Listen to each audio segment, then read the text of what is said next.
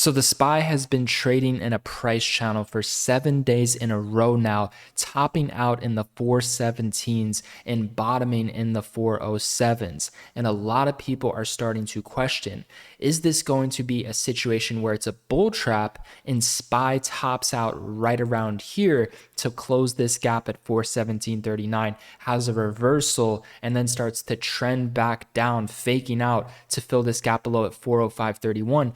Or is this going to be a bear trap where the bears get squeezed and SPY breaks above 417.39, turns it into a strong support level, and then breaks out to fill this gap at 429.09? This video is going to help you determine whether this is going to be a bull trap or bear trap heading into the rest of this week. In terms of what we've seen so far, obviously for the macro, SPY has been very bearish. There's been very strong support that has recently cracked. That strong support was right here in the 415s to 417 range. Once it cracked, it had a hard sell off to the 380s, and then it ripped back up to the previous support. Ever since it ripped back up to this previous support level, SPY has been topping out multiple occurrences towards that previous support level. However, there's a gap to fill above at 429, but there is also a gap to fill below at 405. Within time, all of these gaps will be filled. But what we're going to focus on is, in terms of the price action, is going to be the micro trading. This is going to set you up. This is going to prepare you for the best, the most lucrative trading opportunities that the market has to offer heading into the rest of this week, especially into tomorrow. SPY is up almost 1% on the day, slightly down in after hours, and the puts are extremely cheap. So if this is going to be a bull trap and a fake out tomorrow, these are going to print exponentially heading into the market open.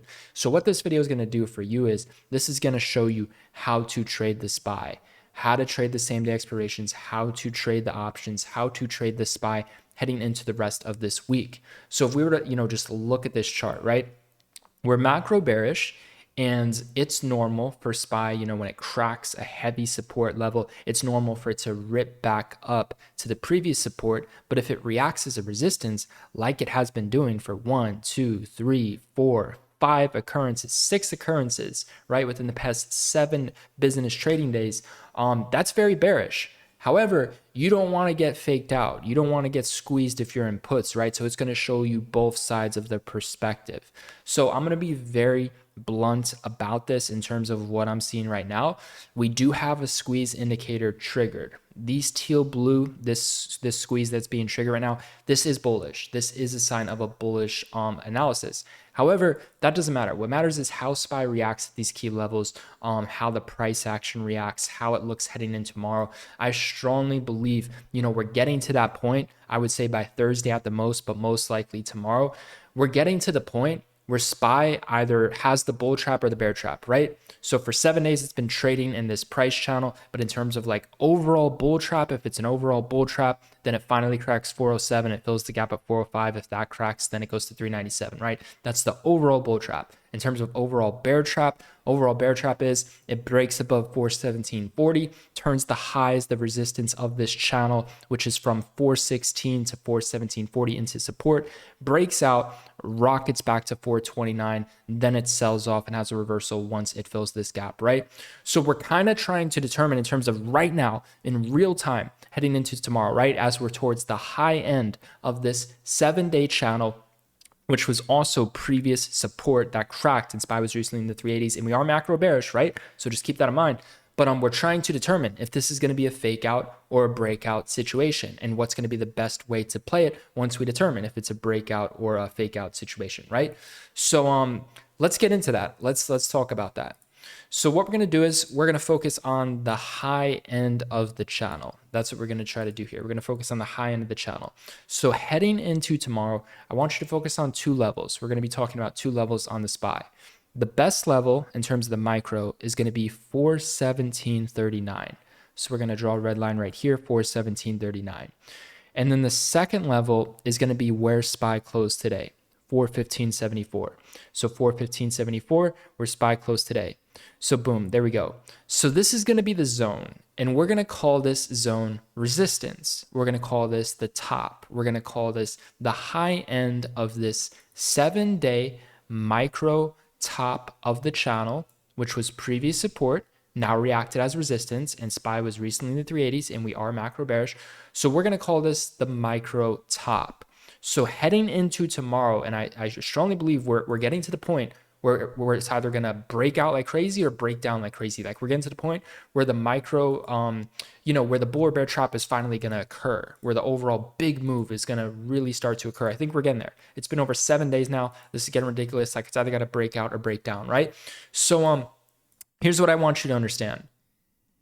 If 415.74 tomorrow reacts as support, if it starts breaking above 415.74, starts reacting as support, which is going to be the lower end of this resistance channel, that's very bullish. If we see that happen, that's very bullish. And not only is it going to try to fill this gap at 417.39, but it will try to break out.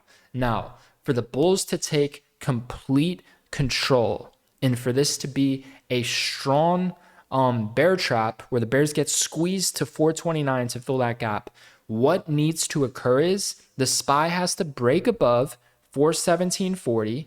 It has to turn that into support.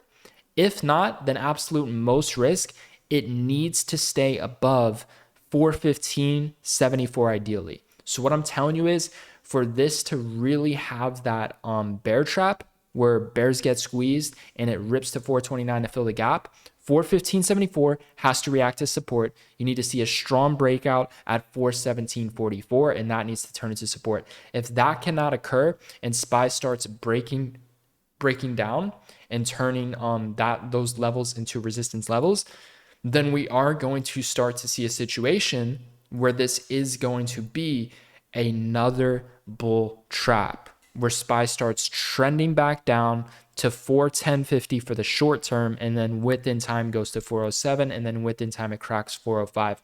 So basically what I'm telling you is, and what I believe is in terms of right now, I think it's make it or break it for the bulls. The bulls need to have a very strong day tomorrow. They need to turn 415.74 into support. That is a must, right? They need to quickly do that in the morning. And then from there, they need to break above this gap and not have a reversal at 417.39. So if we can't get that strong move in the morning where this reacts as support, this 415.74 starts breaking out, this is really going to be on track for that micro bear trap. But I just want you to understand, if the SPY reacts as a resistance level, it looks extremely bearish heading into tomorrow at market open. The best level for puts would be 417.39. The second best level in a potential starting position with light size would be 415.74, right? Heading in tomorrow, I'm mainly focused on 417.39. I'm aiming for that best level for the gap close reversal. Just understand SPY is having a small gap down, and if it continues to open up lower than it closed today, which is 415.74, there's going to be two gaps to fill above. There's going to be a gap to fill above at 415.74, and there's going to be a gap to fill above at 417.39. I'm willing to play both because I have a risk management and position sizing strategy in a larger account, so I can afford to be wrong multiple times in a situation like this as long as I'm cutting my losses quickly, right? So if it doesn't work at 415.74, I'll simply, look to get stopped out quickly, and I'll look to scale in with slightly bigger size at 417.39 in terms of the put side, right?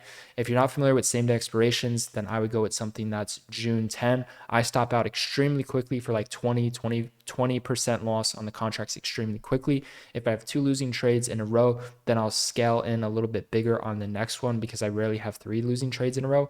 So that's my thoughts, and that's just really the main thing. You have to focus on 415.74 and 417.39. So if this zone tomorrow reacts as strong support, reacts as breakouts, that's a good sign that bulls are in control, and we're really going to see that, we're going to see that bear trap, and the bear's going to get squeezed to fill the gap at 429. But if these levels react as a resistance and SPY starts breaking down under 415s like it already is, that is extremely bearish. And that means we're really setting up for another bull trap, right? And you just have to keep in mind in terms of macro perspective, it's obviously macro bearish. There's multiple gaps to fill below. There's a gap to fill below 405. There's a gap to fill below 397. And if we can't break above this 417.40, we will be heading down within time to fill those gaps below. In terms of swing trading, you got to wait for the bearish candlesticks to come in. You got to wait for the strong bearish confirmations on the daily. Ideally, you want to wait for this to turn blue. Notice how once this turned dark blue right here, prior to having the teal blue squeeze, it turned dark blue right here on this day. Ever since it turned dark blue, nothing but downhill. It's not the first time this worked like that. It's a phenomenal indicator. So I'm waiting for some confirmation on that in terms of swing trading.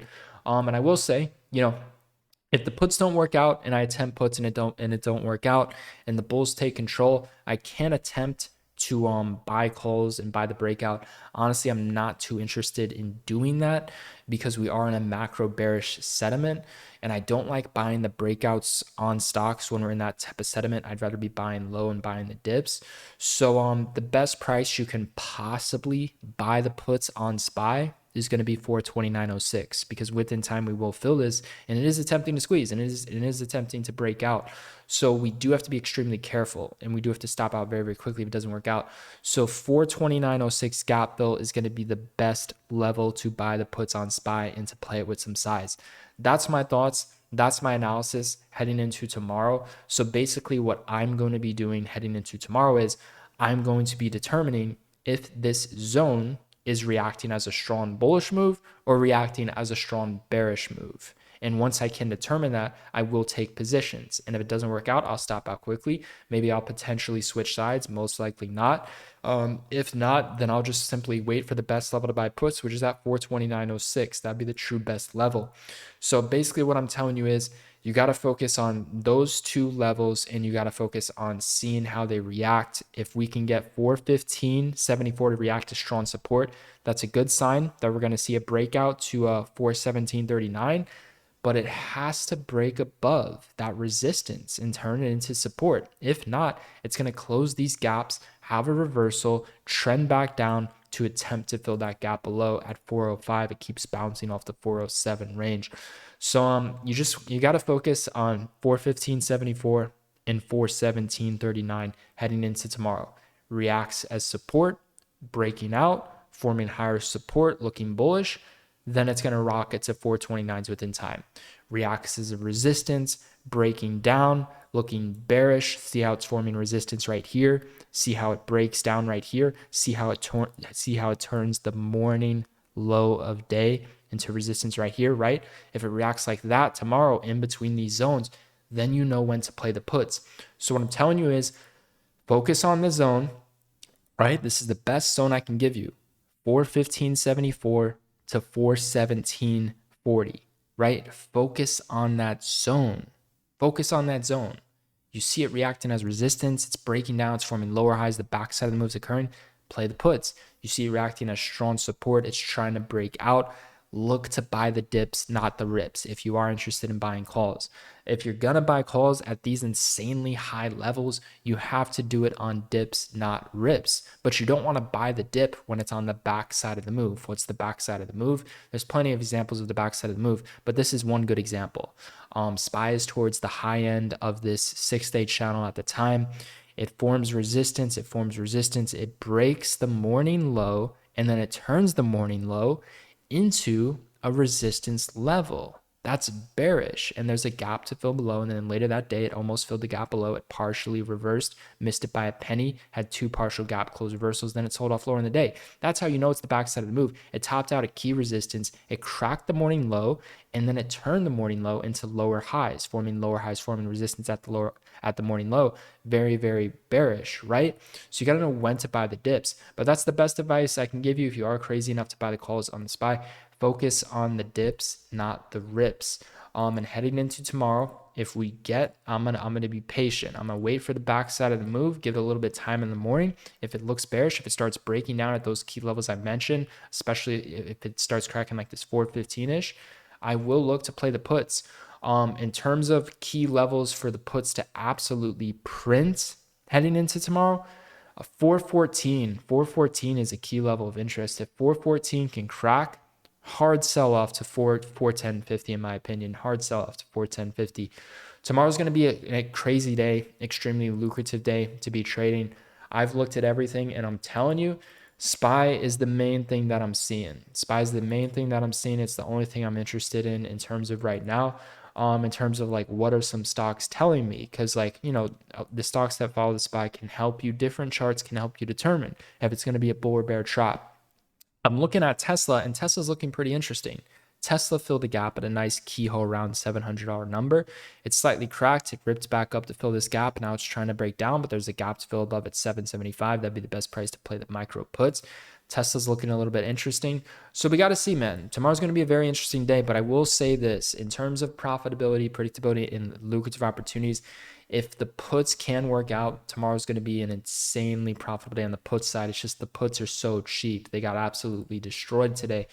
So I will be looking, I will have more interest on the put side because we are macro bearish and we're towards the top of the channel, right? So like think about it. If you were to play puts every single time for the past 6 days at these key resistance levels, you would have made money. If you were to play calls every single time at the key support level at the low end channel, you would have made money. So you just want to focus on the high end of the channel on the put side and on the low end channel on the call side. You just have to understand though, at some point, it's either going to break out or break down, and that's no longer going to work. But that's okay because look at how many times it already worked, right? It already worked several times, and I took advantage of some of those opportunities. Last week I had some phenomenal trades on the SPY. Had a very nice day on Monday as well. Today I had a small red day, but overall I've been trading fairly good. The portfolio's up a little bit over like 60% within the past 7 days. And with that being said, it's just kind of like putting the money where the odds are in your favor. The odds in terms of being in your favor are on the put side, but if it reacts as a, bear trap, and it starts breaking above this 417.40 and it's forming strong support in the 417s and it's forming strong support in the 415.70s, like if it's having bullish reactions, you don't want to be in puts because it's going to rip to 429. You just have to understand we have gaps to fill above, we have gaps to fill below. It's just a matter of time where either the gaps are going to fill above or below. And what we have to do is we have to determine how SPY reacts in between this zone. I'm giving you the zone to determine. If it reacts bearish, wait for the backside, play the puts. If it reacts bullish, then focus on buying a dip. I'm not too focused on buying calls though, because I don't like buying calls this high. I'd rather just miss out for the short term and then wait for the opportunity to buy puts at 429 gap fill reversal, right? So that's how I see it. That's how I'm really planning to play it. Tomorrow's going to be a very interesting day. So if this does gap down, wait for the gaps to fill above. Try not to chase SPY. Really try not to chase it. I mean, if it cracks 414, it's going to be extremely ugly. But try not to chase SPY, man. Hopefully it's not something like this where it just has this massive gap down and then it just goes lower. This was on June 3rd. Let's go back to June 3rd, see how it reacted. So if we go to June 3rd, which is right here, you could see the SPY didn't do too much in after hours. It has a small move up and then it sold off hard in the pre-market and it just kept going lower. Right now, it's having a small move on the downside. So hopefully it's something more like this, where we get like a small little morning rip up to the previous closing price at 415.74.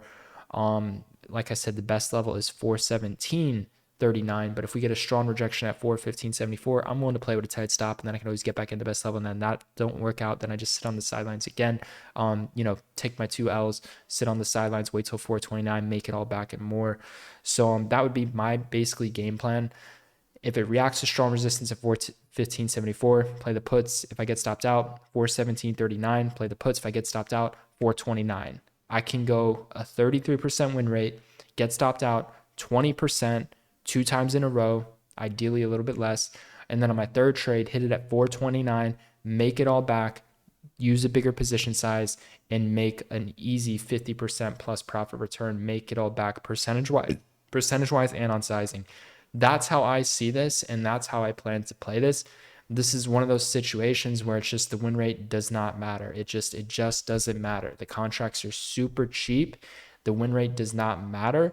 Obviously, having a bigger account has its advantages, but in terms of how I see this, it's just a no-brainer to attempt. Like, why not attempt it? But again, it has to react bearish. So I gave you a really good example, and I nailed puts on this day, which was on Monday, right? So if we can get something like this where it reacts to strong resistance, starts breaking down, turns the morning low into resistance, these are all going to be opportunities to play the puts on tomorrow. So just focus on that zone of 415.74 and 417.39. If it's reacting bearish, it's reacting as resistance, it's forming lower highs, it's breaking down, it's struggling at those levels, play the puts. If it's reacting as strong support, it's breaking out, it's looking bullish. We will be on track for the move up to 429, right? So that's how I see it. That's how I play it. I'm trying my best to put the odds in my favor, and you really just couldn't have went wrong for the past, there were so many opportunities. There were so many opportunities to buy puts towards the top of the channel, buy calls towards the low of the channel, right? We are getting to that point where it's going to either break out of the channel and fill this gap or break down out of the channel and fill this gap, right? So we have to determine which direction is more likely. And if we're wrong the first time, we can adapt and switch sides, or we could just wait to buy puts at 429 or to buy calls at 397, right? The best prices, right? In terms of when it has that breakout or breakdown move, right? So that's how I see it. That's how I'm planning to play it. This is how I view the SPY. And in terms of the options tradings, tomorrow is going to be an absolutely insane day to be trading options because we are narrowing that bull or bear trap.